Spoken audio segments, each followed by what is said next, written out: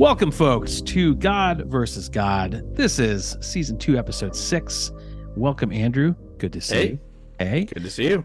Our 21st episode overall, if you believe it. Wow. Kind of an astounding number. We, as we often joke about, we tend to land right around the 90-minute mark. Yep.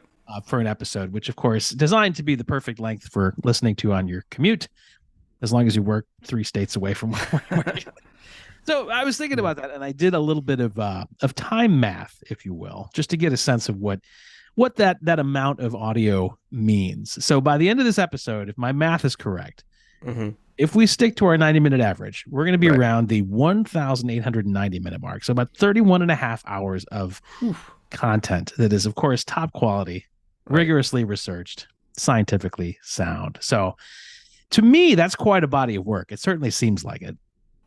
Then again, I asked myself, well, how would that overall duration compare to, say, the audio version of a great, sizable book, right? Just to little apples and apples. So at least in quantity. So I started with The Stand, Stephen King, giant book.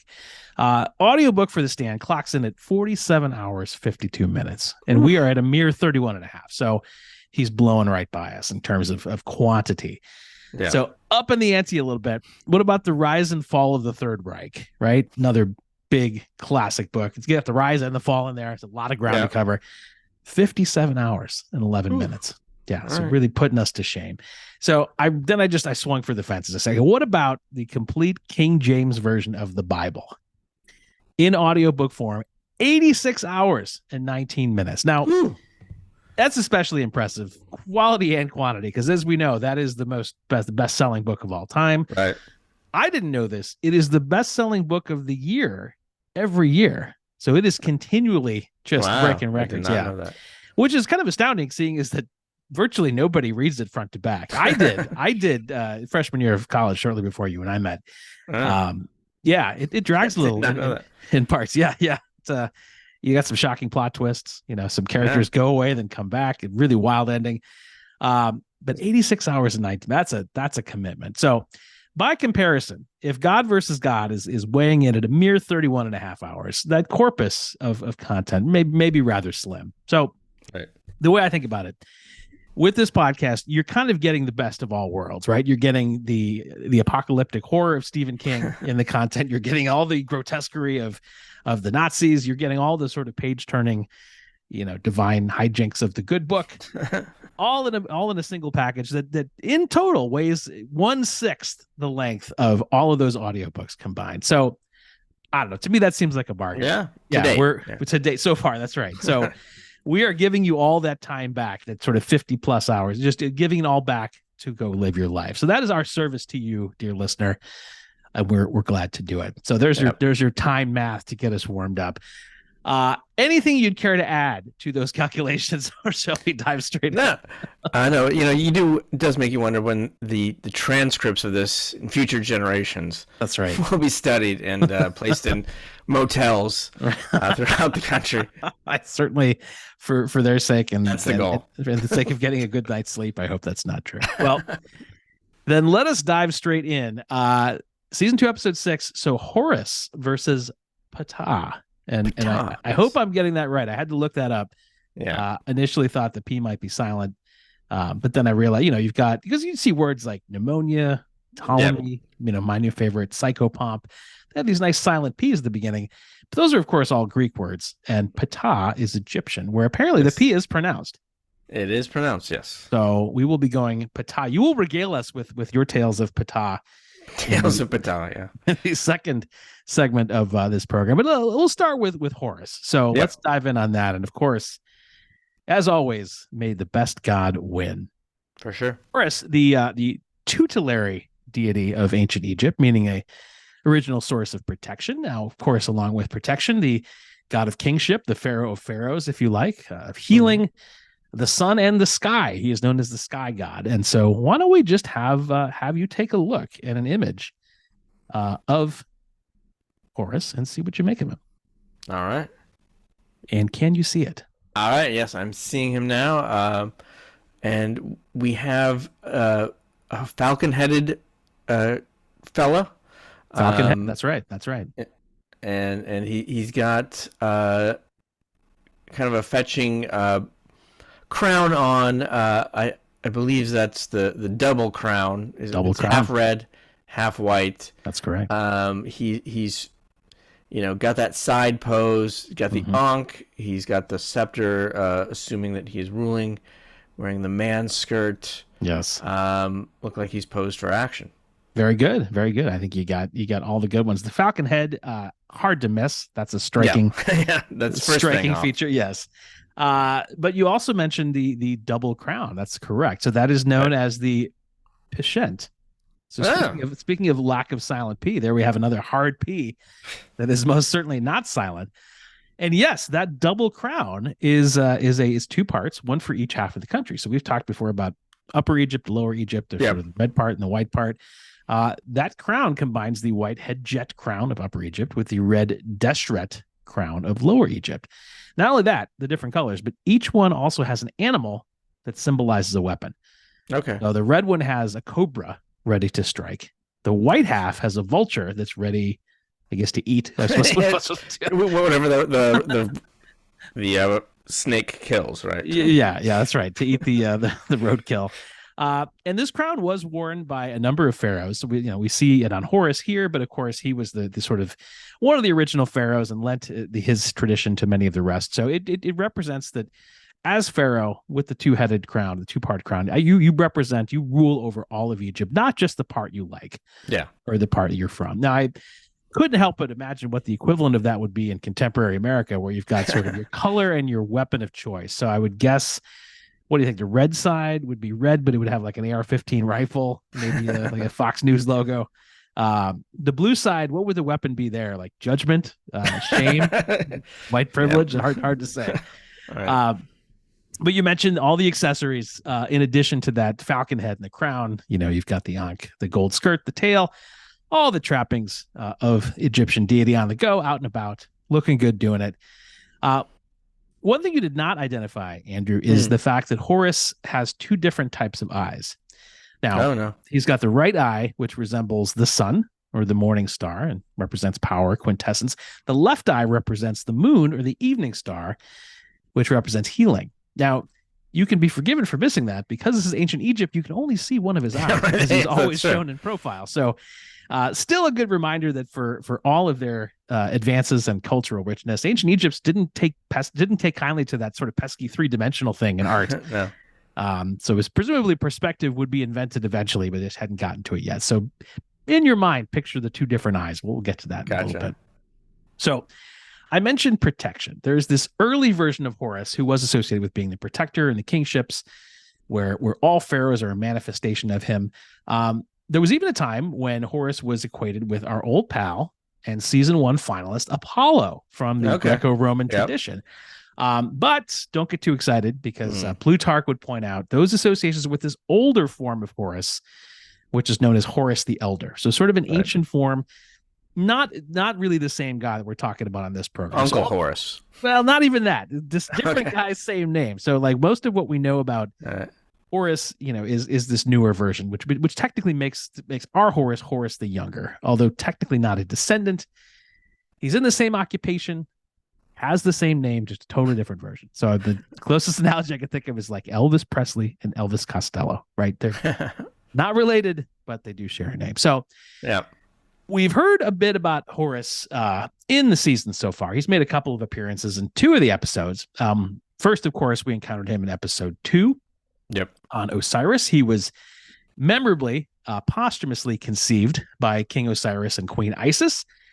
Posthumous, of course, because the queen used her magic when her husband, the king, had been sliced up and scattered, used her magic to gather up those pieces that had been scattered about, put them back together, fashioned, depending on who you believe, a golden phallus to replace what was missing and thrown to the fishes, brought him back from the dead, immediately got down to business, and Horus was conceived. So as a young man after Horus was born, of course, Isis kept her son hidden from Set, the god of chaos, their enemy, so he wouldn't freak out if she found that Osiris and Isis had fathered this child, which Set would definitely freak out if he found that out. Every example tells us that. So she keeps him hidden so that one day Horus can grow up and finally exact revenge on Set for, of course, killing Osiris not once, but twice. So seeking double revenge. Yeah.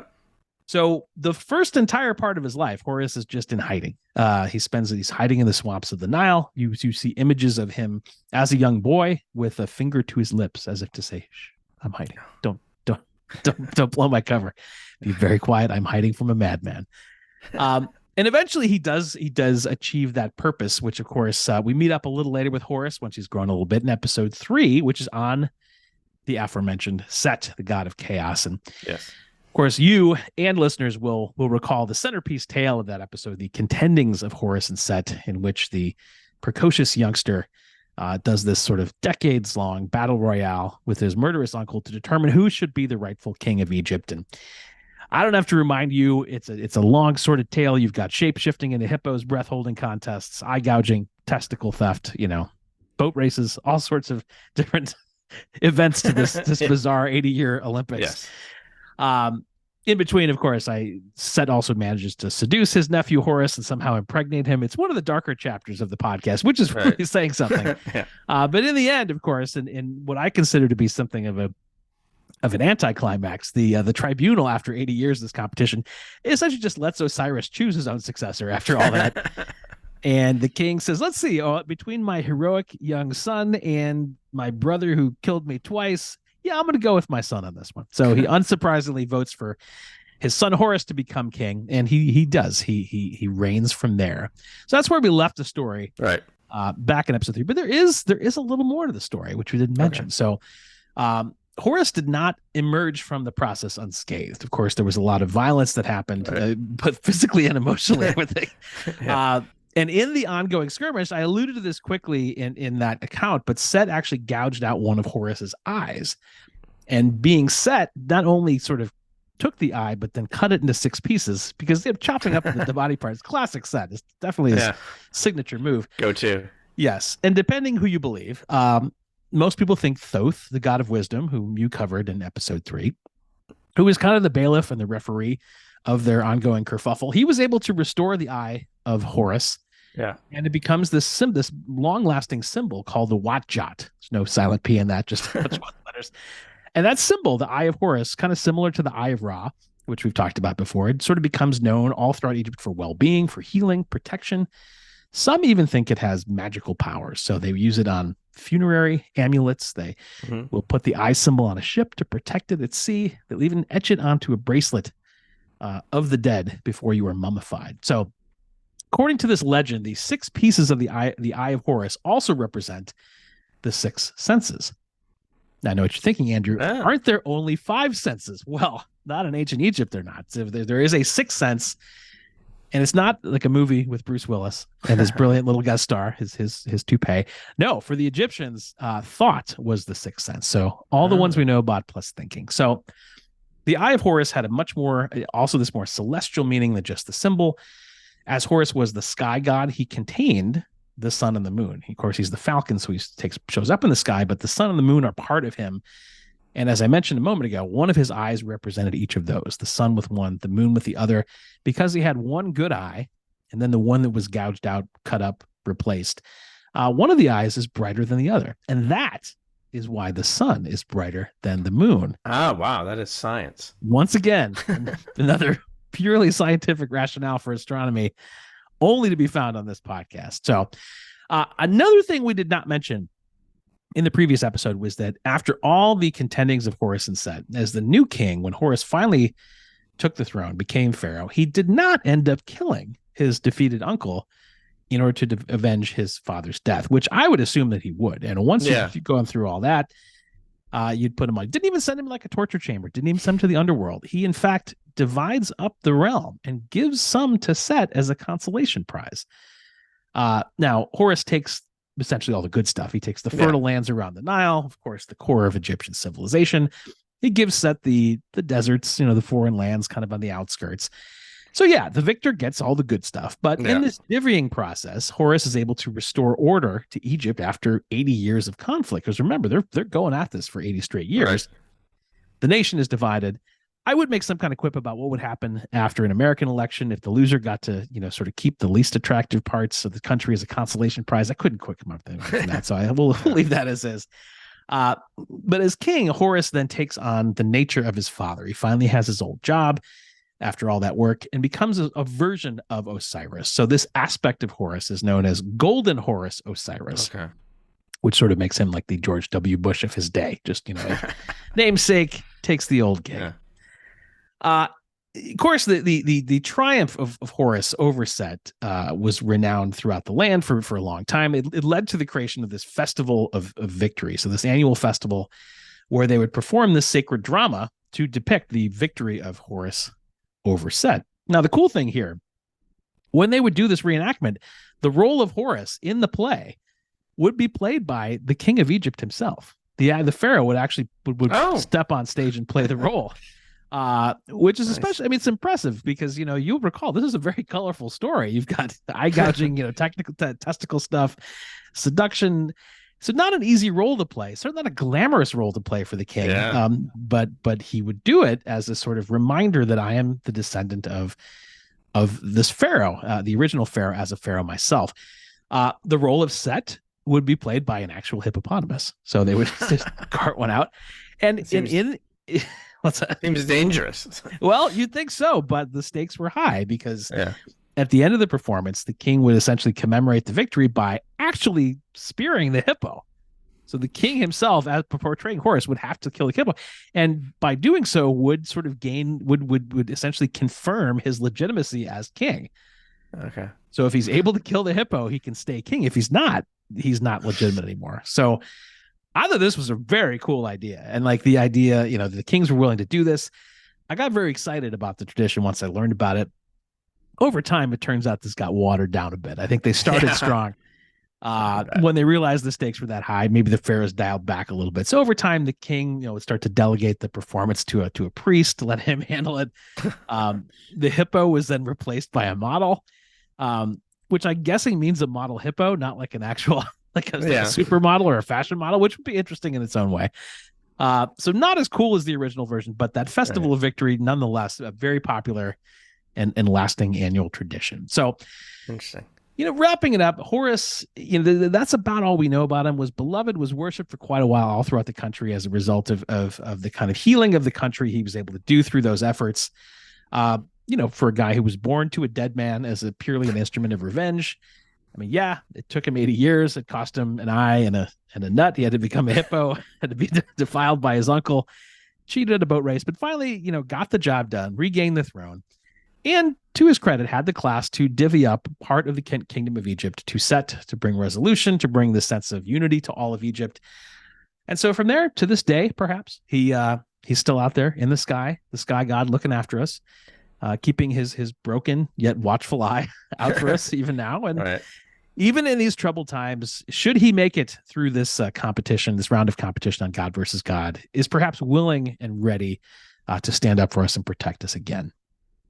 Excellent. And really that is Horus. All right. So we'll leave him there. He comes with a great deal of introduction. Ptah we have not heard about, so he's really the fresh new character on the program. We'll just take a moment here to regain ourselves and be back after this break and hear all about Ptah. All right.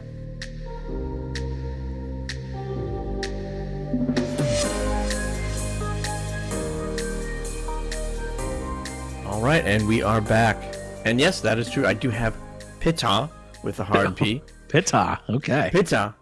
Ptah was the god of craftsmen, architects, builders, and metalsmiths.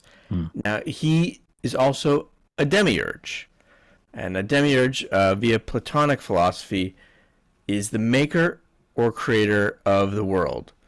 Now, I know what you're going to say. Wasn't that Autumn Ra? We'll get to that. But He was also the god of fire, and so therefore was most often associated with Hephaestus in the Greek pantheon and Vulcan. So in terms of etymology, Ptah is probably derived from the word for sculpting or sculptor. So again, he sculpted the world. He becomes associated with sculptors, though I also saw the word opener as a possible derivation for Ptah, and that's going to come up later as well. So Ptah is maybe not a household name these days. At least Not you, not in this household, but yeah, not yet. yeah, not your casual Egyptian gods fan, but Right, right. back in the day, he was a big deal. People knew him, Hmm.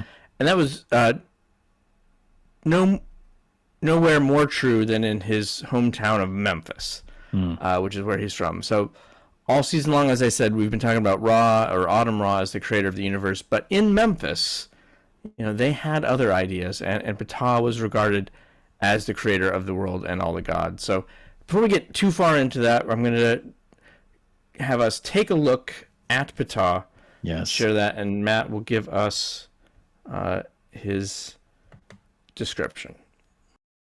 All right, can you see him? I can see him. Yes. So I see a very, dare I say, unusual looking fellow. He's got what appears to be very bright green skin. Yes. He appears to have blue hair. He's got one of those long kind of chin beards, like, Lincoln Park style. Yep. Very impressive. He appears to be mostly mummified. So it looks like from about the neck down, he is in mummy wrap. Yes. Although his arms appear to be somehow sticking out of the mummy wrap from an unusual angle. Yes, so he still maintains the mummy wrap. He seems to be standing on some sort of little blue platform, and he's carrying what appears to be some sort of big staff. So some kind of striped big staff. Looks like it has that sort of set animal shape at the end to connote power. But it's the type of staff we've not seen before. And what I do not see is an ankh. It is hidden. Okay, so he's keeping the ankh. He's got like a conceal and carry for the ankh. It's on. It's on his person somewhere. Yeah. But no man skirt, no tail. So it appears to be a fairly different look than some of the last books we've covered here. Yes, that's true. All right, so I'm going to stop the share, and I think you described that quite well. That you mentioned his green hair. I'm sorry, his green skin. Yes. And that is true. He has green skin, and that is to symbolize his connection to life and regeneration. And what you term the blue hair is actually a skull cap, and that is associated with craftsmen and metal workers. That's the kind of cap they would kind of wear to not burn off their hair when they're working with the fire. Smart. So that's a bit of a shout out to those supporters of his. Yes. And of course that staff scepter that he has, and the ankh is actually in that scepter. It's kind of hidden in there, but it is in the scepter. He's got the waz, the scepter of rule, and then at the top of it, there's some lines. I don't know if you noticed that are said to be. It's called the Dej pillar. Okay. And it is said to be the backbone of Osiris. Oh. And it symbolizes endurance and stability, but it was, kind of a relic of I'm carrying around part of Osiris's backbone with me. And Osiris went through, as we've discussed, quite a bit. So that backbone would be especially strong. Yes. And apparently he wasn't using it. So, and of course, you also noted the mummy outfit. Now, it's hard to kind of pin down why Ptah is usually shown in mummy form. Perhaps he saw it on Osiris and just thought that looks good. It's a good look. Yeah, that's a good look. Maybe he likes the idea of being swaddled. Some babies like it. This is I feel cozy. Yeah. But one source did claim that he's in mummy form because Ptah is in a state of changeless perfection, just like a mummy. Okay. But he does also have a bit of a connection to mummies in his sort of day job. I mentioned that opening that maybe that was one of the possible derivations for the word Ptah, and he is at the ceremony of the opening of the mouth, which is the ceremony where he has a little knife and cuts open the mouth of all the dead mummified Egyptians so that they will be able to breathe in the afterlife. So I'm sure they appreciate that. Yeah. It's not a a big task, but it's got to add up in time. Sure. Every time somebody dies. So, in any case, changeless perfection or not, Ptah also has other forms that he's sometimes pictured at, one of which is as a dwarf or as a bull. And we'll talk about both of those a little bit later. But I wanted to go into the epithets of Osiris, because I always think that's kind of a good way to figure out how he was viewed by the ancient Egyptians themselves. So sure, kind of some of his nicknames. So first one is Ptah, the begotten of the first beginning. Ptah, the god who made himself be God. So he's a self-starter. Literally a self-made man. That's impressive. Yeah. He is. The Lord of Life. Again, that association with plants and regeneration. Yep. Ptah, he who listens to prayers. So he listens, but not always clear that he answers them or that people are going to like the answers, which we're going to see later.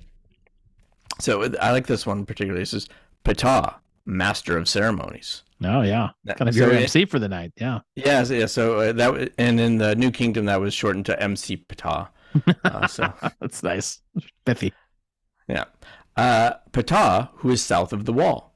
Which nice little directional. That's actually was the directions to his temple in Memphis, literally. Exit 34. Yeah. Who is south of the wall? So, and then they have Ptah, Lord of the Year. Now, I don't know which year that was that he was Lord of the Year, but at least once he won it. Which in the 3,000-year history of Egyptian religion, you would hope he would get one.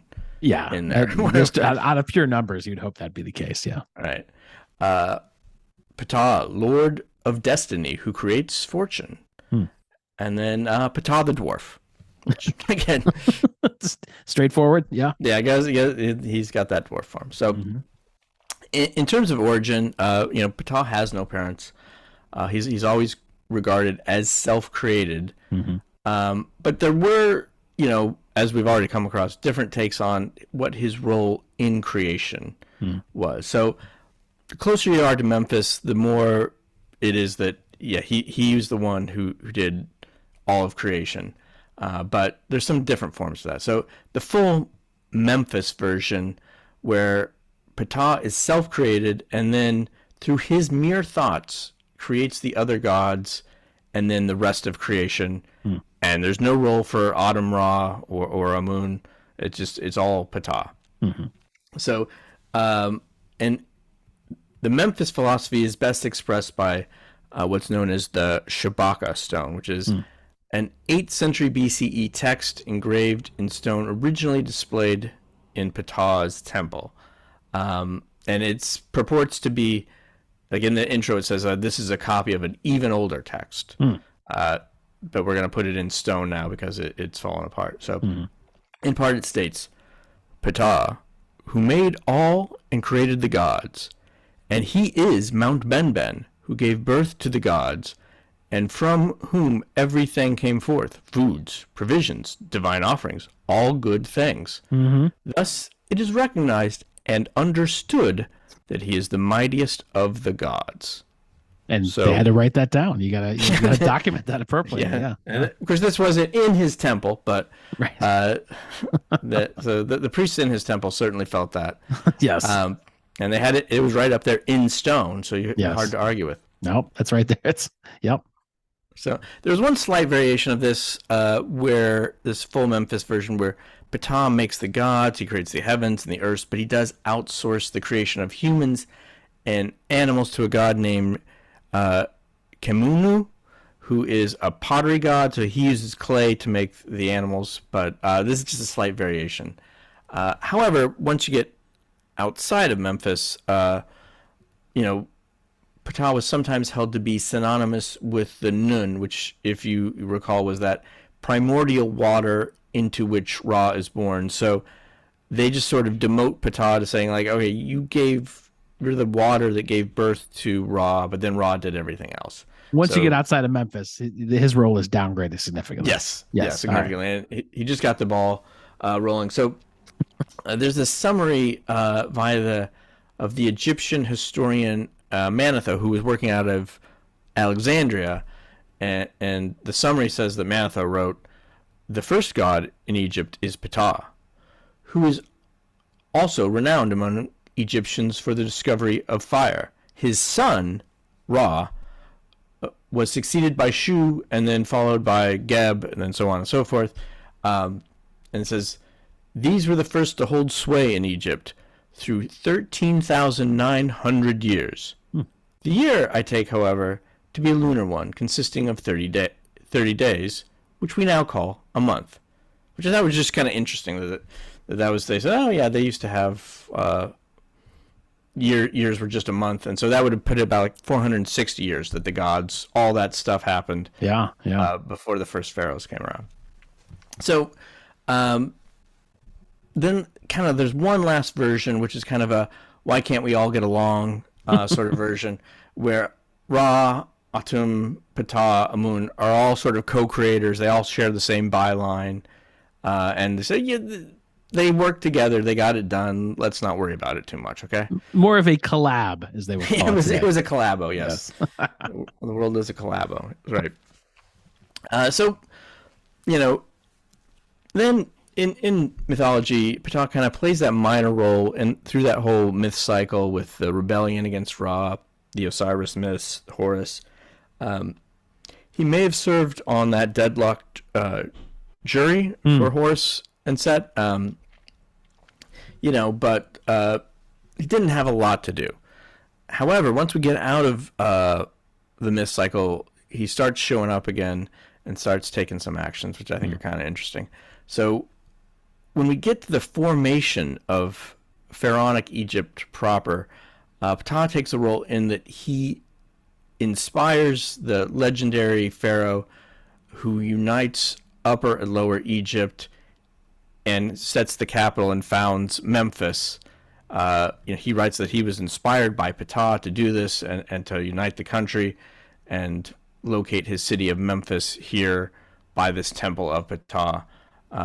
In fact, they named the city of Memphis, the name means white walls, probably after the white walls of the temple of Ptah. So he's an inspiration to unite the country and make Egypt one nation, according to that first pharaoh. Yep. And then he also is said to craft a body of a gold and silver alloy for every pharaoh. Maybe for the afterlife, or maybe it was some sort of proto RoboCop pharaoh attempt. But if that was it, it didn't seem to stick. No. They never really adopted that. But then a couple dynasties later, Ptah's hanging around Memphis, and he falls for a beautiful singer named Karaduwank. And so, he gets together with this woman, and she becomes pregnant with a boy. And then Karaduwank wisely hands the boy over to Ptah and his wife, Sekhmet, who happens to be the goddess of destruction. So she hands the boy over, but they raise him, and the boy will grow up to be the first Egyptian pyramid builder, Imhotep, and he is one of the relatively few Egyptian demigods. And he, as I said, he builds the very first pyramid in Egypt, has a couple adventures, including recovering the relics of Osiris's body from a sorceress in Syria, and then is eventually deified himself and becomes associated with Asclepius, who we, of course, covered in season 1. Good doctor. So even though Ptah is married to the goddess of destruction, yes, when he is presented with this love child from his mistress, she does not destroy. No, she does not. She becomes the stepmother to the boy, and class act. Going against type, I would say. Yes, very much so. That's her job. Not she is not her job. Right. That's right. So, in his spare time, Ptah also apparently answered prayers and acts as a bit of a notary for oaths in order to keep track. So, fast forward all the way to the 25th dynasty, and Egypt is under attack from the Assyrian Empire. And the Assyrians are outside the city of Pelusium, which, by the way, was the city that the Persians would later attack with using their cat shields. Sure. That we discussed. Yeah. So it is the gateway. Great use of animal-based weaponry there. Yeah. Who could forget? It is the gateway to Egypt, apparently. So at this time, the townspeople, very frightened, so they decide to pray to Ptah for salvation. Ptah listens to them. He decides, all right, these are pretty good people. I'll cut them a break. So overnight, he does this by sending from nowhere a swarm of rats to the Assyrian camp, and the rats descend on the camp. They chew through all the bowstrings on the bows and all the shield handles on the shields of the attacking army. And the Assyrians wake up, all their weapons are destroyed. Oh, man. And then they just flee and go back to Assyria. No battle. Genius. Yeah, so pretty good one. Pretty good one there.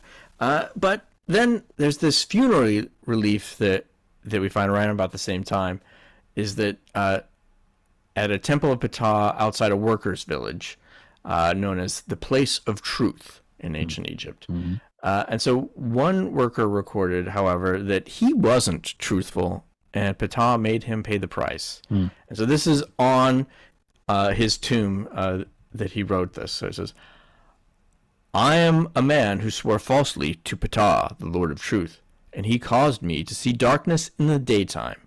I shall speak of his powers to those who do not know him, and to those who do know him. For the small and to the great people, beware of Ptah, the Lord of Truth. Behold, he does not overlook the deed of any person. Refrain from pronouncing the name of Ptah falsely. Behold, he who pronounces it falsely shall be cast down. And that's on his gravestone. That's on his gravestone. So he makes one big mistake at work, and that comes to define him well into the afterlife. And he says, but still, my boss is okay. It was on me. I take responsibility. He does. He says, Ptah, the Lord of Truth, was just toward me and made an example of me. Wow. So that's commitment. Yeah. So apparently, you see darkness in daytime. So Ptah took his sight because of he took the name Ptah in vain. So a little bit of vengefulness there. Yeah. No, yeah. I appreciate that. Yeah. So as I said, he does have those two other forms of one is called Ptah Ptakos, and that is the dwarf-shaped version of Ptah. And this form, Ptah, is very closely associated with blacksmithing due to what was their stunted growth due to prolonged early exposure to heavy metals. Oh, boy. So yeah, I was going to say that being a diminutive in size as a blacksmith seems like it would be kind of an occupational hazard of sorts. That would you got to do a lot of metal slinging, and being small would make that difficult. Yeah, it wasn't all that helpful, but growing up around heavy metals also was not great, not all that helpful. So, and then his other form is that of a bull god, and this is the Apis bull. And so there's adjacent to Ptah's temple in Memphis is the temple of the Apis bull, and the Apis bull was always a living bull, considered a fertility god, and was said to be the incarnation of Ptah on Earth, or his representative on Earth. And he's also, in addition to being his incarnation, he's also sort of Ptah's child, because the bull was born by being struck by lightning, or is conceived by being struck by lightning by the mother. So, but there's always one Apis bull, and as soon as one died, another one had to be found out in the fields. So a little bit like kind of a bull version of the Dalai Lama. That's exactly right. Dalai Lama style, but as a bull. I like it. Yeah, so there's a precedent. So via Herodotus on the Apis bull, he said, the Apis is the calf of a cow which is never afterwards able to have another. The Egyptian belief is that a flash of light descends upon the cow from heaven, and this causes her to conceive Apis. The Apis calf has distinct marks. It is black, with a white square on its forehead and the image of an eagle on its back. Wow. The hair on its tail is double, and there is a scarab under its tongue. Quite a look. Quite a look. Very striking. So the priests of Ptah's temple would be the ones who would find this, and they would have to search for a new Apis bull whenever the old one died. They'd search the nearby fields. They just needed to find a bull that was conceived by lightning, right? Was black, had 29 different distinctive marks, such as the white square on its forehead, How hard could that be? special markings of the scarab under its tongue. So, Yeah. yeah, exactly. How hard could it be? But they were able to find one every time for over 3,000 years. Nice. Whenever they needed a new one. So they were good. Those priests. Some impressive detective work there. Yeah. Yeah. So the Apis Bowl would perform the running of the Apis in Memphis, which was a religious ceremony centered around letting a 2,000-pound bull run around the temple district, fertilizing the streets. Yeah. So, and they would do that every year to bless, I guess, the new plantings. The Apis would also perform prophecies based on its movement in its pen. The people would come and ask the priests questions, and they would interpret the Apis's movement to give them a prophecy, so kind of a 2,000-pound magic 8-ball. And the running of this bull was just the one. It wasn't like just Pamplona the one. Where okay, no, not as dramatic as Pamplona, but he is 2,000 pounds, so I'm sure there was some drama involved. Yeah, so I'm sure it was interesting, fun for the kids. Right. So the Apis Bull was given a harem of cows at his temple. Oh, nice. So that was nice for him, but it wasn't all easy street for the incarnation of Ptah as Apis. Reportedly, when the Persian king Cambyses took over Egypt, he slaughtered the then current incarnation of the Apis Bull and was driven mad as a result for his sin. Bad idea. But in addition to that, if any particular Apis Bull lived to 25, it had to be killed by the priests in a ceremony, usually in the form of drowning of the bull, because it would not be able to perform its fertility functions, and therefore you needed a new one. Yeah. So back to his regular form. Ptah, I just wanted to mention, as we heard, he was married to both Sekhmet and Bastet. But I found a little clarity on that in Memphis, his main culture center, it was only Sekhmet who was his wife. But in Bastet's hometown of Bubastis, he was considered to be married to Bastet. So, as far as the Memphites were concerned, whatever happened in Bubastis stayed in Bubastis. And it was just Ptah and Sekhmet, the gods of destruction, along with their son Neferetum, the flower god, to form that Memphis triad. And I want to say one last thing on kind of why you don't hear. There's a lot of stuff that he did, but one of the reasons you don't hear so much about Ptah is in the New Kingdom, the capital of Egypt was moved from Memphis to Thebes, and the Thebans didn't take so much to Ptah and sort of fell out of fashion. And by the time the Romans arrive, it's kind of the Apis Bull is the main thing left. But he had a real long run, and even after that, he was still, something to behold, hanging out with the craft guys. So that's our one of our candidates. Fascinating. Yeah, it's definitely a hometown hero in Memphis, but seems like his appeal was maybe not limited, but certainly not as fervent outside of the walls. Right. Yeah, definitely. Unlike, say, Elvis Presley, who is a hometown hero in our Memphis and remains appeal as a remaining appeal worldwide. Yeah, that's right. Outstanding. Well, that is far more about Ptah than I already knew coming in. So yes. Thank you for that. Fresh material. That's right. Good. Well, we've got a familiar contestant. We've got a new one. This should make for a fascinating set of our categories. So let us prepare for those and be right back with those categories right after this break. All right.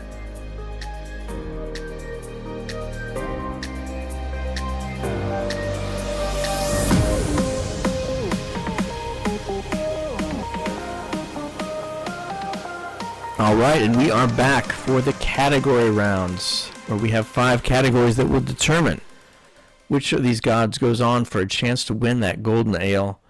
And we, as always, will start off with Immortal Combat, which is simply who would win in a physical confrontation between these two deities. And I'm going to start us off talking about Ptah. So, There's not really a lot to go on here. Ptah is again more of a creator than a fighter. That said, I assume he's adept with tools. He is the god of workmen and craftsmen. He can handle a hammer or an axe, which is good. He's got that scepter, which is a pretty good piece of wood or equipment there. Nobody wants to get bashed over the head with the spine of Osiris. I would think. No. But keep in mind, however, that in his main form, Ptah is sporting that half mummy look. Yes. So now, unlike Osiris, I don't think the wrap is structural to hold him together. Right. He doesn't need it. It's more of a fashion statement. Yeah, but it is limiting to his mobility. That's true. Although I suppose he could take the form of the bull. Yes. And do battle that way. That would be formidable. Yeah, he's got the bull form, which is something, a 1-ton bull boring down on you. That's certainly something. And by all accounts, the Apis bull was always an impressive specimen physically. But again, there aren't any stories of the Apis bull fighting. Right. He's certainly a big bull, but not particularly a fighting one that we know of.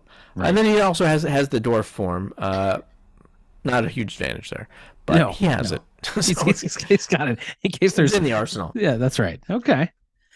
Well, all right. I think with Horus, certainly we talk about the willingness to fight was strong when it was required, right? So he did take on the god of chaos, and at a young age. I mean, so much he'd barely finished breastfeeding, as it was pointed out in court on the record. Right, that's true. So he really got to business really quickly as a young man. Resilience, I mean, certainly battling with Set for over 80 years suggests a fellow who's not easily going to give up. Also a sense of creativity. Recall that after his uncle defiled him, he was able to steal his seed and then use it later in court to testify against him. But I wouldn't have come up with that. That's a very novel legal approach. So give him points for creativity on that. Talk about shape shifting. I mean, he can, of course, as a falcon, he can shape shift into the falcon headed man, as we saw in that image. He can go into the full falcon, which means he can, if things get too hot, he can fly away for a while. He is the god of the sky, so he can sort of escape. He also has a couple of other forms similar to what you're describing with Ptah. He also has one version where he has the head of a falcon and the body of a lion. It's pretty scary. Yeah. Another one where there's the head of a falcon and the body of a crocodile. So presuming you can shapeshift into these different forms, a lot of versatility in battle. Yeah. Any one of those, I think, could do pretty well against the dwarf metalworker, if that was the battle involved. It's also possible for Horus, depending on who you talk to possess power over the sky. As the sky god, he can cause and manipulate storms. So that's something too, where he can, if the battle becomes fierce, he could suddenly just create a hurricane, and that could perhaps work to his advantage.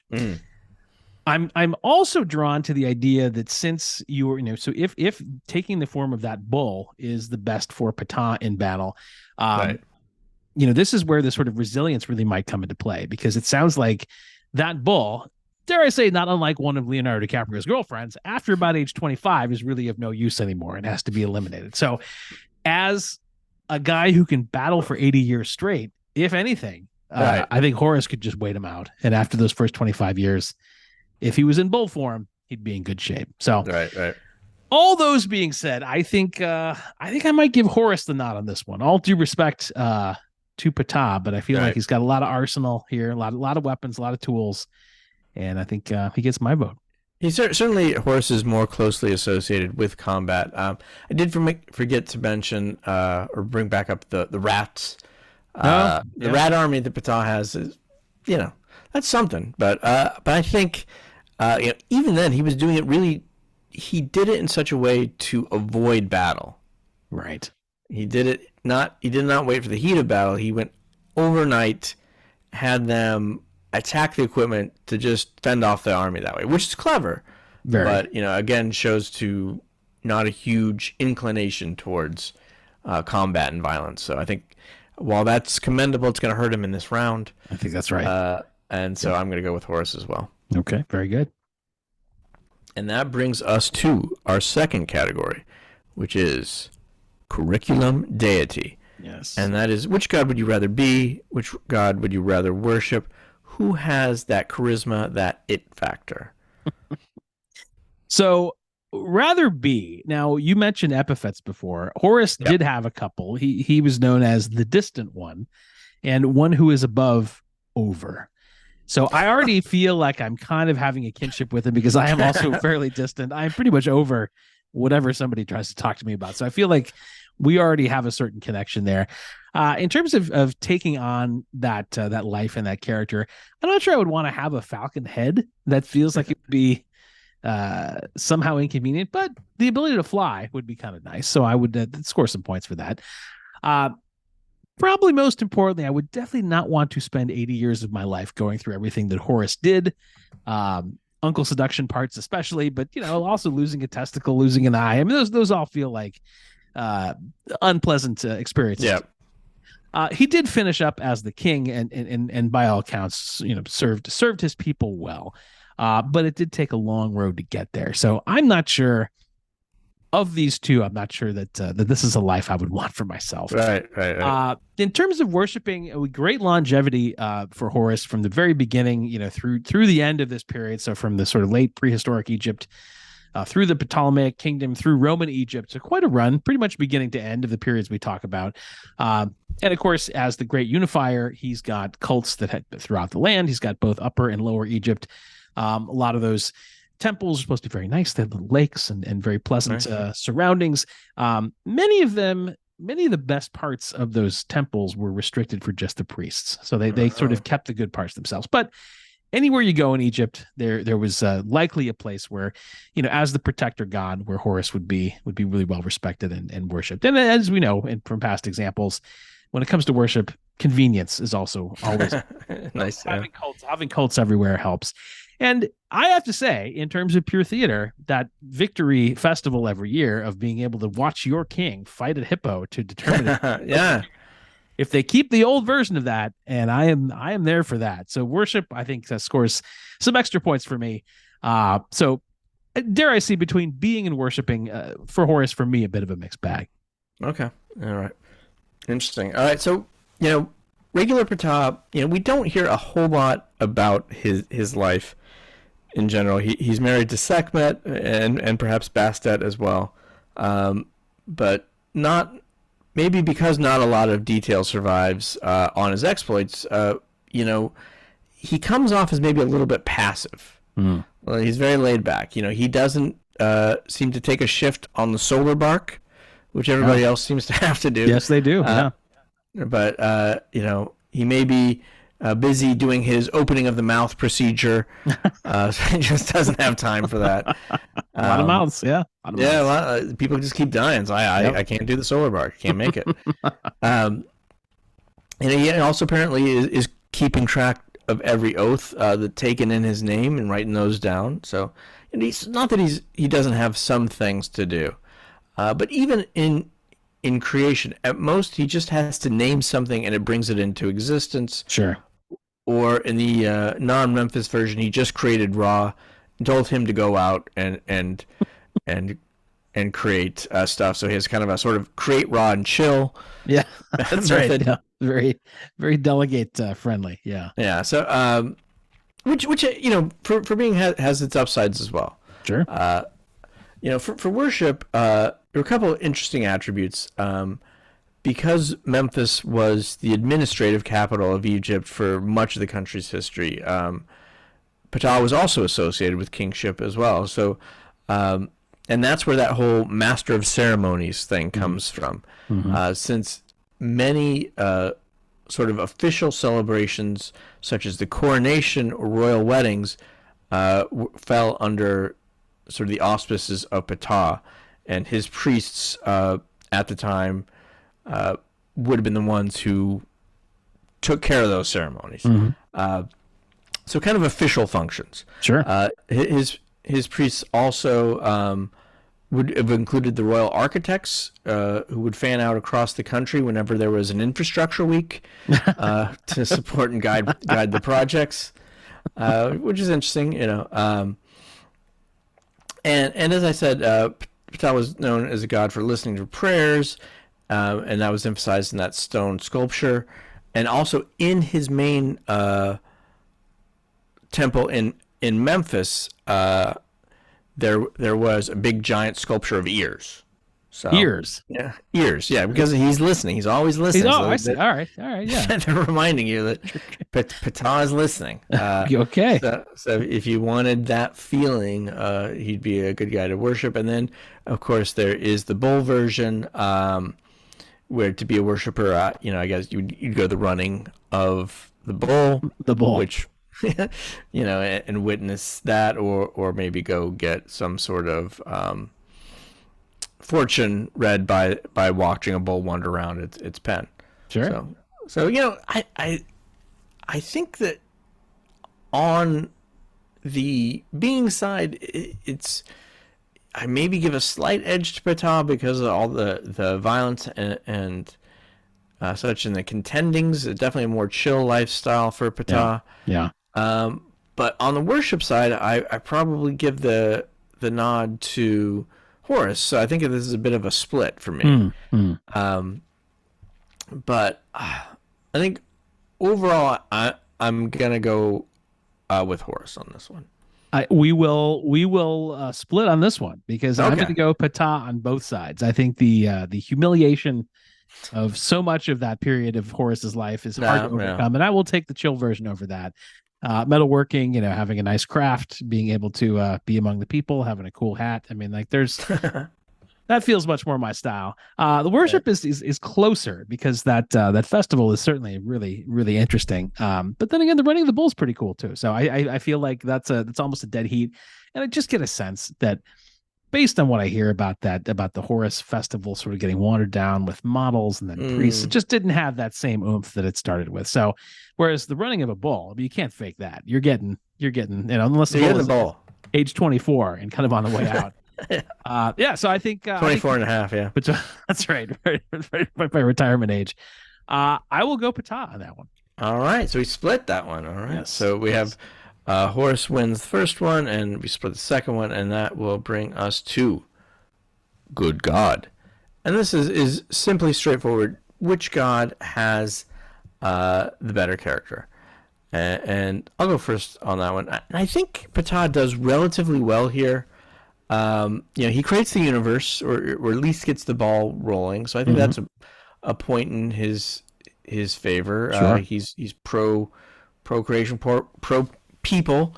We wouldn't be here without him, perhaps. Right.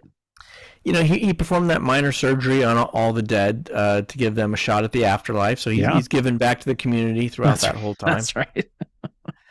And he's listening to prayers. Again, he's taken time out of his day to do that. And in that one instance, not only did he protect Egypt, but he did do it in a way that, by sending those rats in, that actually prevented the battle from even happening. So it actually saved the lives of those Assyrian soldiers as well. Right. Just, kind of gave peace a chance by sending a swarm of rats into the camp. So, right. If only the Beatles had thought of that. Right. So he's all about life and regeneration and infrastructure week. So I think those are all pretty good vibes. A little bit harsh with that worker who swore a false oath to Ptah, maybe overbilled somebody for some work that he did. The contractor went a little overboard. Yeah. Maybe a little double billing. Right. Blinded the contractor who overpromised and underdelivered. That was tough. But I don't know. Ultimately, maybe even that contractor said, "Yeah, I deserved it." So, he did in the end, to his grave, literally to his grave. Yeah, on his tombstone. Yeah. So overall, pretty good. Not a lot of real blatant bad marks. Right. For Ptah. Yeah, I think similar here. I think with Horus, the good certainly outweighs the bad. We do have to point out in terms of a strike against him. So you may recall, as one of the final contendings of Horus and Set, there was this boat race where Yep. they each created a stone boat and had to race them because, of course, they had exhausted all their possibilities of turning into hippos, holding their breaths, and all that. And in the end, Horus did cheat on that one. He was revealed to be using a different substance in his boat, which made it actually able to float, unlike Yes. stone. So he ended up being victorious in the eyes of the court because his father was the ultimate decider. But he did have a little bit of ambiguity when it came to his moral compass on that one. But in the broader scope, I think he was certainly good to his mama, avenged his daddy, did everything right there at the family level. I was impressed. He didn't necessarily forgive Set for defeating him, but he, played live and let live, gave him the outlying desert for a sort of a dignified consolation prize of retirement, the equivalent of, hey man, you fought the good fight. Better luck next time. As a token of my respect, please take Phoenix and Albuquerque and have a good time. And ultimately, Horus is all about protection. Tucson. Yeah, that's right. Just take that part. It'll be fine. It's 115 for the next 100 years anyway. But all about protection, as he always was, and symbolized for that. So considering how screwy the world really was, as we learned each episode of this podcast, an important and necessary public service. So I think a pretty strong case for character on Horus, but on both sides. So that's a tough one. Yeah. So you said he was good to his mother, but there was one instance where he was not so good to his mother, and he cut off her head. That is true. I suppose that's I let that slide because she was sort of immediately cured. She from did. That. It was pieced back together. So a lot of those, that's true. I suppose complicated. well, now maybe it's not as close as I might have thought. You're correct about that. The one decapitation of your mother. Everybody gets one. It's like a mulligan. All right. Well, now that you've mentioned that, I think maybe, Yeah, maybe perhaps he knew that she would not suffer anything, but it seemed like in the heat of the moment, it's still he was just mad, right? But, and then some other weird stuff happened where they didn't she cut off his hands or something? But in any case, yes, it was a complicated affair. I think I will give Ptah the edge on this one. I think I think I'm also yes. Yeah. While overall Horus's record is good, and as is Ptah, is certainly by the standards of the Greeks, right? These guys would be up there. But matricide attempted matricide, I guess, really is still frowned upon. So not great. Yeah, unsuccessful, thankfully, but yes. Yeah, attempted. Right. So that gives it to Ptah. So we are tied up going into the fourth round with one win for Horus, a tie, one win for Ptah, and this brings us to iconography. Yes. Which who has the better legacy here with us today, in our present world? So you go first on this one. So. Horus does appear in a few contemporary pop culture things. We've mentioned Marvel's Moon Knight series a couple of times. He has a role in that. He shows up in a Night at the Museum movie. But most prominently, we have the 2016 fantasy action film Gods of Egypt. Are you aware of this film? Vaguely. I've seen it referenced on IMDb, but I've not. So this film is actually about Horus. Horus is the main character going on a quest to regain his stolen eye and save the world from Set. Now, I was not aware. I mean, in the most vague terms, maybe aware of it a little bit, but it's just a big movie. So as Horus, you've got Nikolai Coster-Waldau, who is, of course, the handsome Danish actor who played Jaime Lannister in Game of Thrones. Okay. Oh, yeah. He is your Horus. Plus, you got Chadwick Boseman is in there, Gerard Butler, Jeffrey Rush. I mean, some solid, high caliber actors. This might be our first movie review. Well, at the end of the season. Just you wait, because this movie had a budget of $140 million, and yet I barely even heard of it until preparing for this episode. So, there's a reason why. It was very poorly received. It was a massive box office bomb. And in the movie, they actually they film it so that the gods are all 9 feet tall to show them as much larger than humans. And so they did that by filming it using forced perspective. Yeah. So first of all, perspective, not a big Egyptian thing. So they're already playing with fire there. Yeah. But they did a move with the camera, which they actually called the reverse Hobbit to make them look bigger. And it's the same way they made the Hobbits look smaller. Right. Now the film did not make much of an impact, but it was best known for being criticized for the fact that none of the main actors were of Egyptian descent. So this was a big deal. You're making this big, huge, big budget movie about Egypt, and there's not an Egyptian person to be found in the cast. And so apart from Chadwick Boseman, just really a bunch of whiteys. So they were accused of Hollywood whitewashing even before the film came out. So it was got terrible press. The studio and the director like preemptively apologized before the movie came out. That's not good. Yeah, it's not going to be exactly historically accurate. What are you going to do? But we're sorry. We hope you can look past it. And I love Coster Waldau, the actor who played Horus, and Jamie Lannister. His quote is, a lot of people are getting really worked up online about the fact that I'm a white actor. I'm not even playing an Egyptian. I'm an 8-foot tall god who turns into a falcon. That seems logical enough to me, but apparently the critics were not as convinced. So there you go. So the reviews came out; they were terrible. And in the face of these bad reviews, the director Alex Proyas, he responded by referring to critics themselves as, quote, diseased vultures pecking at the bones of a dying carcass, who were, quote, trying to peck to the rhythm of the consensus. It was a very poetic line, which I appreciate, but when you go after the critics like that, it's not going to end well for you. So that was 2016. He has not directed a feature film since. It was a huge bomb. In full transparency, I tried to at least watch the trailer, and I couldn't even make it through 2 minutes. I mean, it looked just god awful. So, that's a sort of the biggest looming piece of legacy. You've also got Horus is the name of one of those masked Mexican professional wrestlers. Apparently, a very big figure is named Horus. An arachnid named Horus, a pseudo-scorpion genus in the family Olpidae. You've got an asteroid, of course, a crater on Mercury. Horus is the name of an unmanned aerial vehicle. And it is named for the power system that converts radioactive decay heat into electricity in order to power a spacecraft, which seems very important if you're on a spacecraft. You're using the radioactivity to power it. Also, interestingly, the name Horus is the name of a New Age religious movement in France during the late 20th century, which sounds rather cultish. Yeah.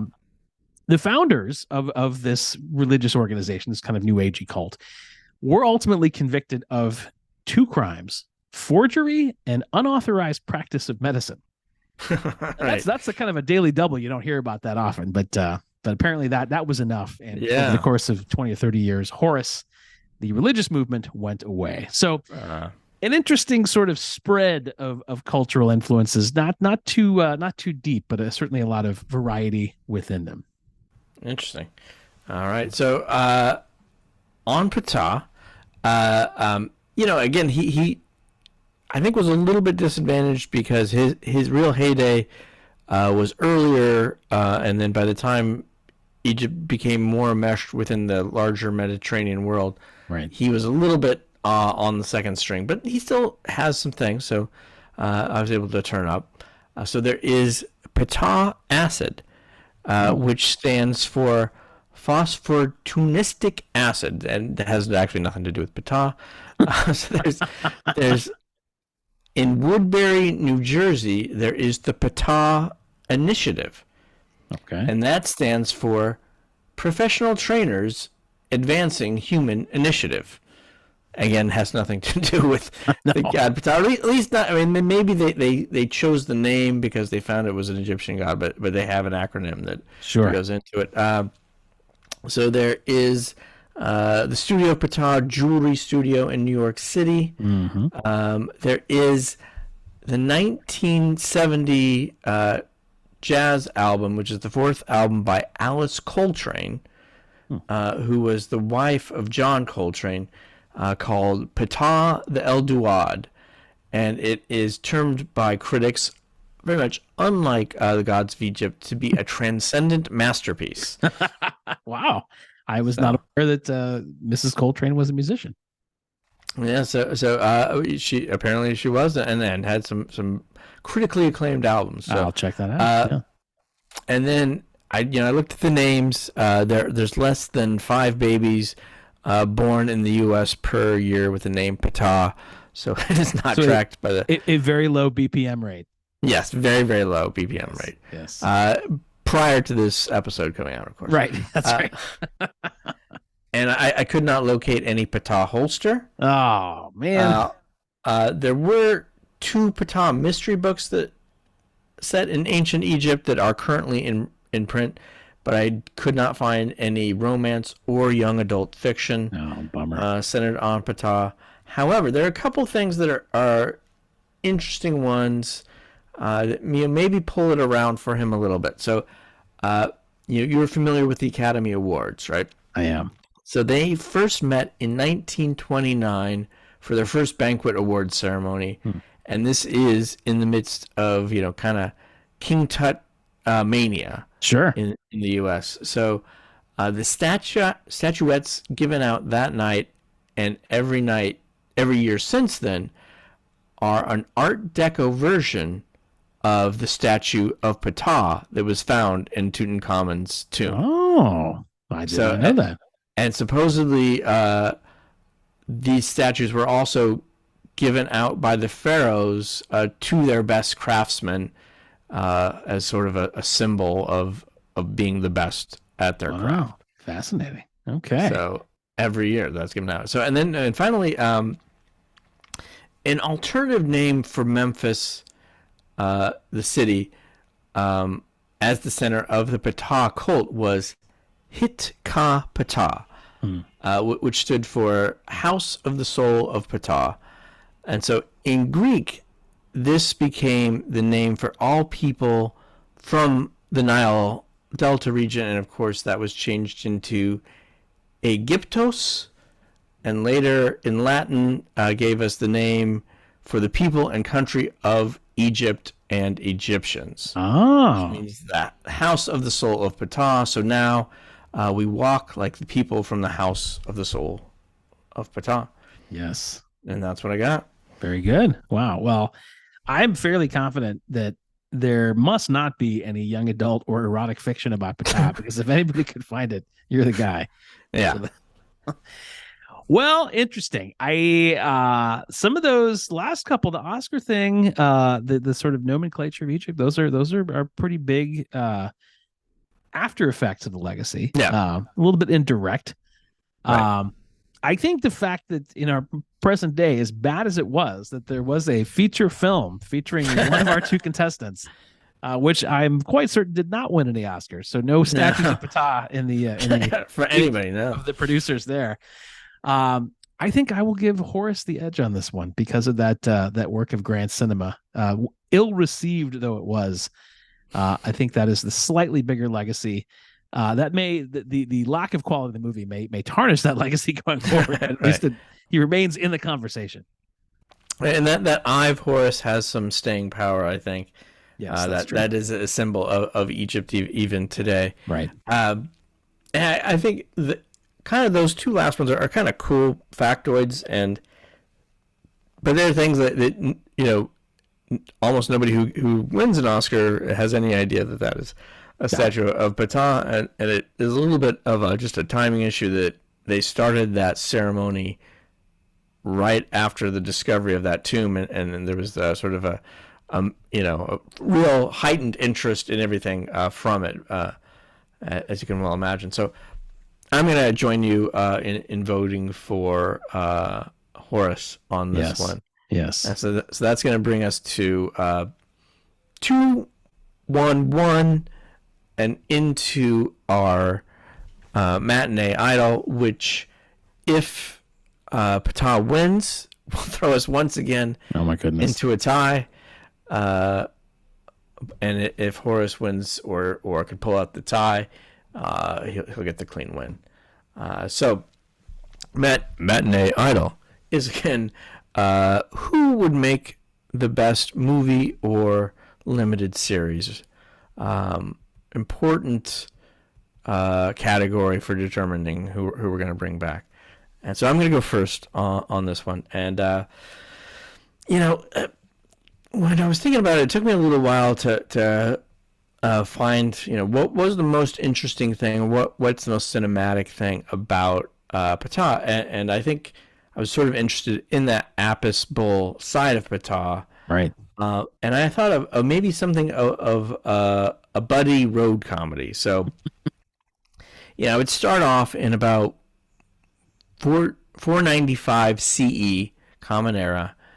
Christian bishop of Memphis and his entourage are outside the, at this point, slightly shabby, derelict temple of Ptah and adjoining temple of the Apis bull.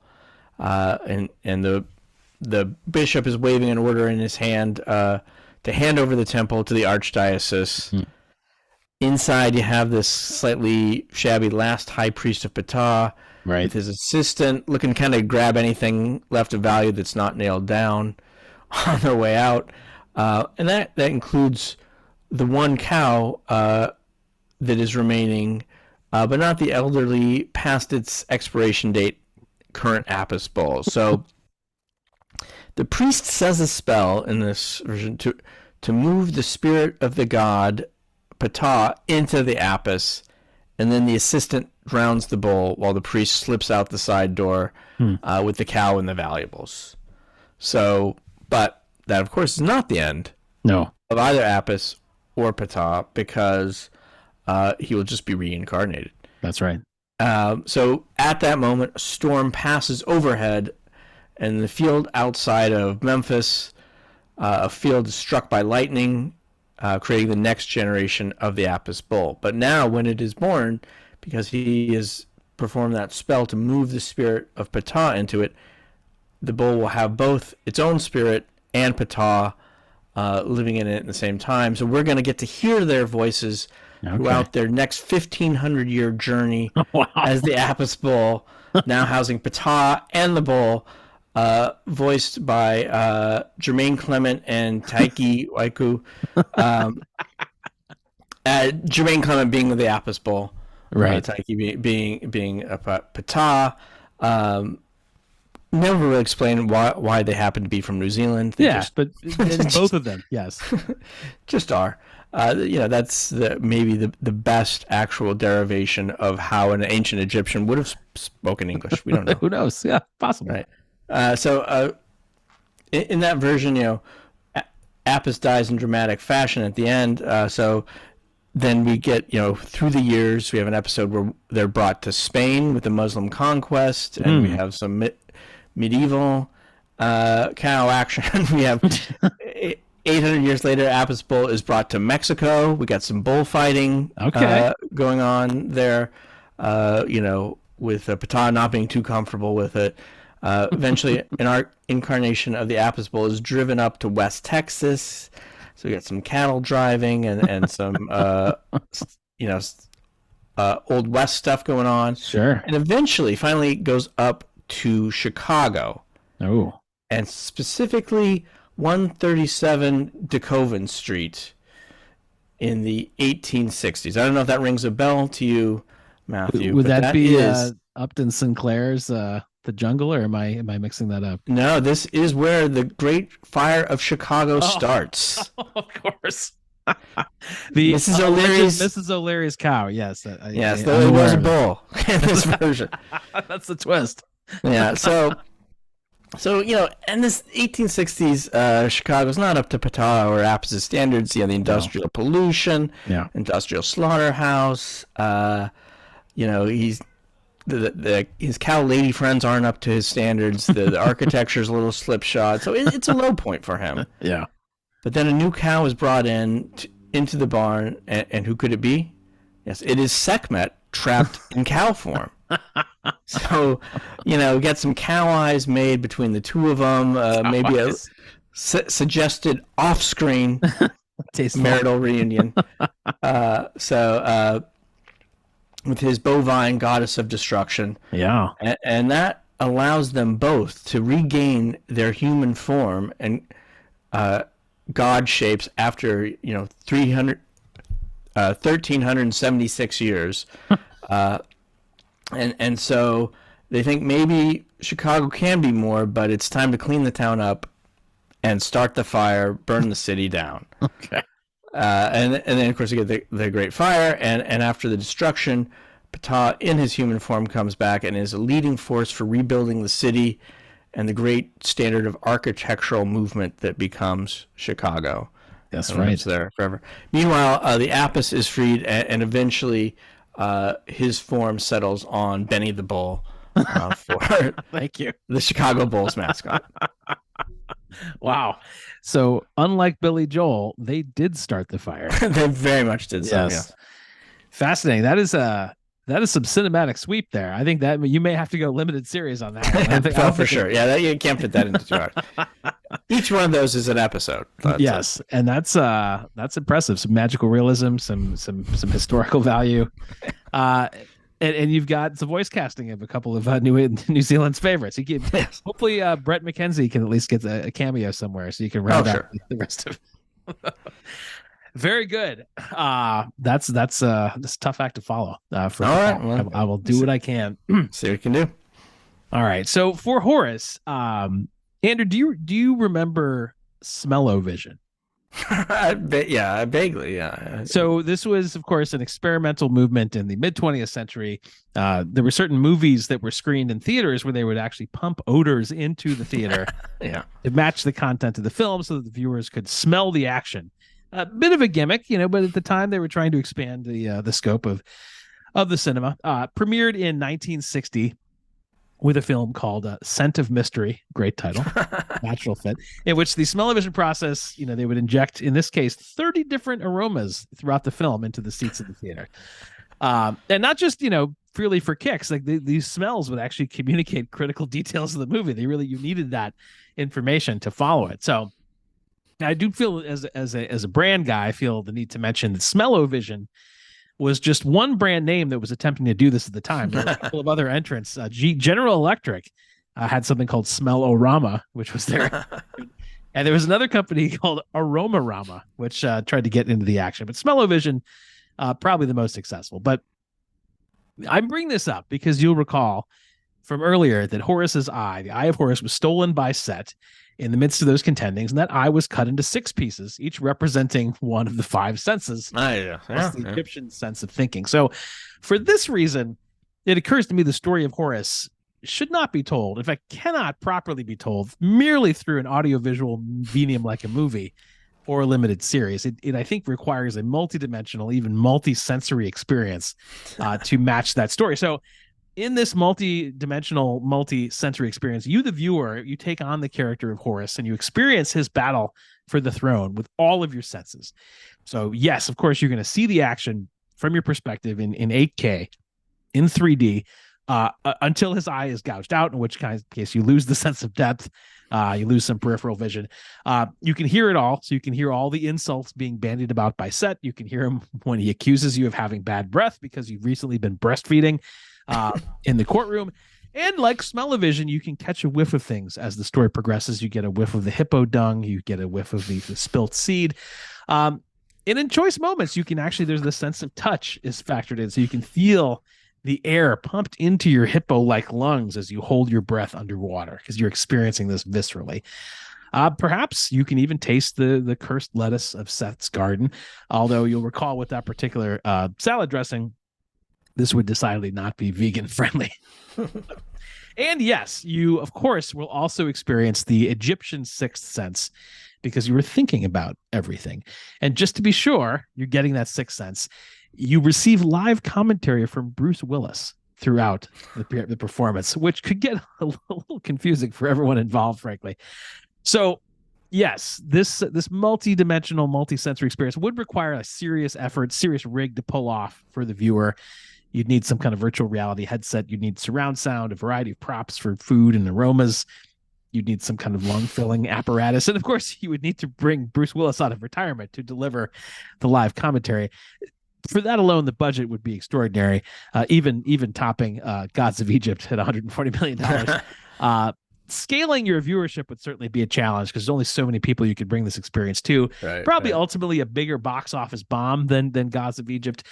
But I would think it would be a cinematic experience not seen since those halcyon days of smell-o-vision. So Horus, the multi-sensory experience, available soon for viewing and feeling through all your senses, only at select theaters, starting with the screening room at Bruce Willis's house at his earliest availability. Interesting. So there you have it. Yeah, so I'd heard of smell-o-vision, but I hadn't realized that's what they were doing. I sort of had this vague memory that there was something where you had something that you carried and you were supposed to scratch it and sniff it at a certain point. No, they were rigged up to the chairs. Yeah, they were in the seats. Yep. Okay. Yeah. Maybe that was the home. Maybe that was the DVD version. Could very well be. We would come with one of those. So, that is an interesting take on Horus. So,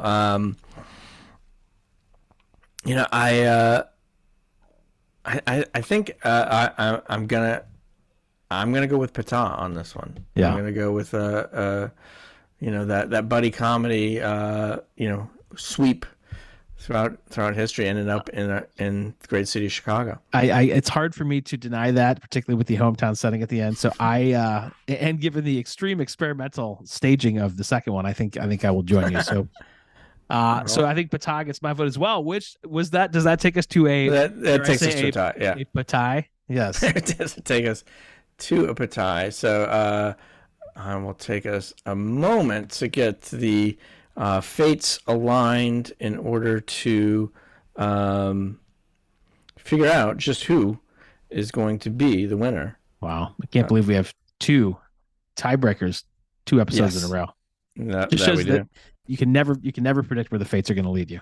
No, you cannot. So let me share my screen so that you can enjoy this along with me.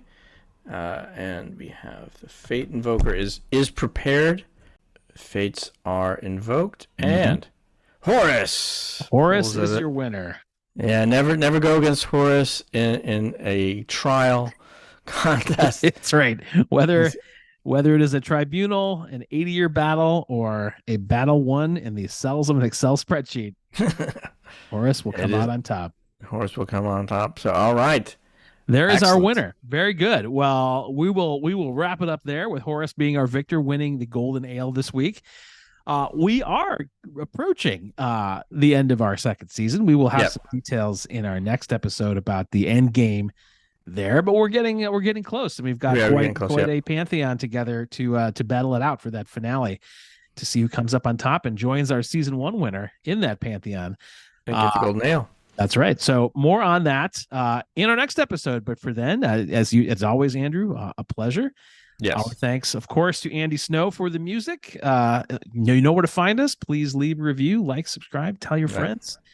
And a reminder again, go to the official God vs. God playlist. Version 2, Rock Like an Egyptian, features 2 songs from each episode, including this one tonight, to be revealed when this episode drops. There we go. So there it is. Well, thank you, my friend. It is always a pleasure. Well done. Yep. And thank you, folks, for listening. And until next time, we will see you shortly with episode 7 right down the road. All right. Bye. Bye.